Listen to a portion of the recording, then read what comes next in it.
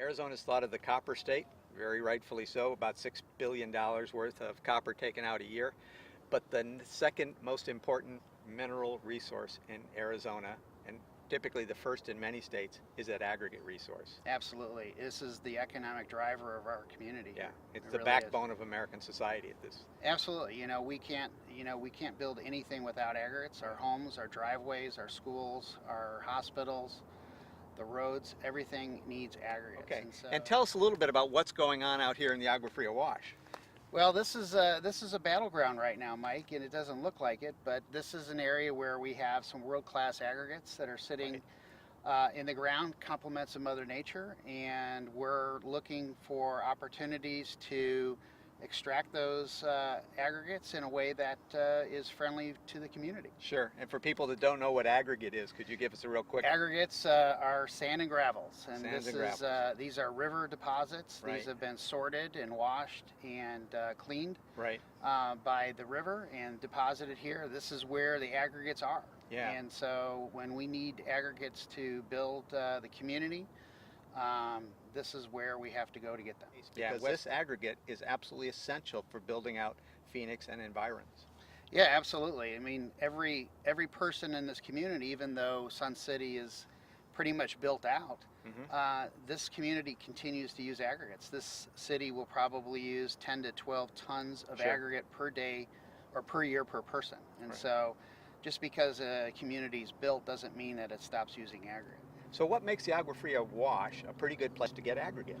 Well, all the river systems in this part of the world are the sources for aggregate. In the state as a whole, about 85% of our aggregates are generated from alluvial deposits, river deposits. Right.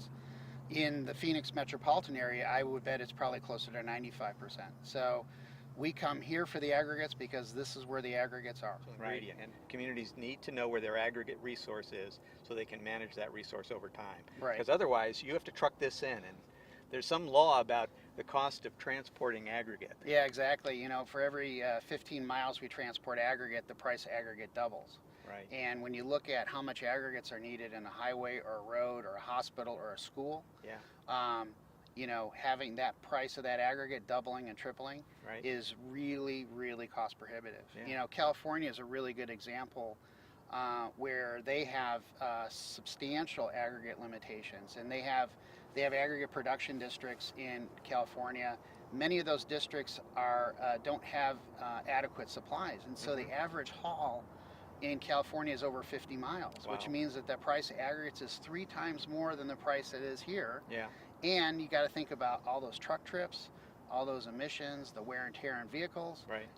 It's not a good deal. And so for us, with the adequate aggregate, like they have in California, but just making sure that we have access to it and we can mine it in a responsible way.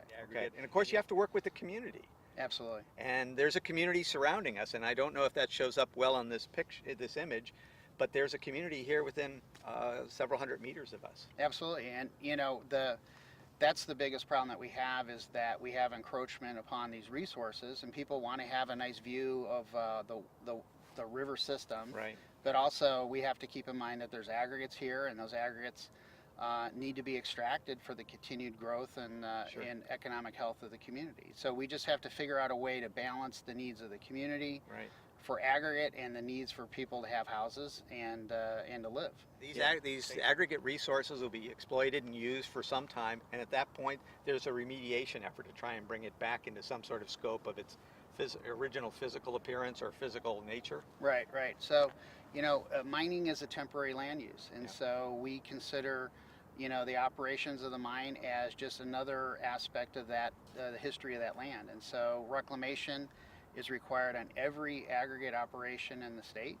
And so all the mines that are on these river systems all have reclamation plans in place. They have financial assurance mechanisms in place in case those operations fail. And the idea is to bring these properties into a productive post-mining land use. Right. Exactly. This is an interesting site because this is state land. Right. We do have some competing uses for this property.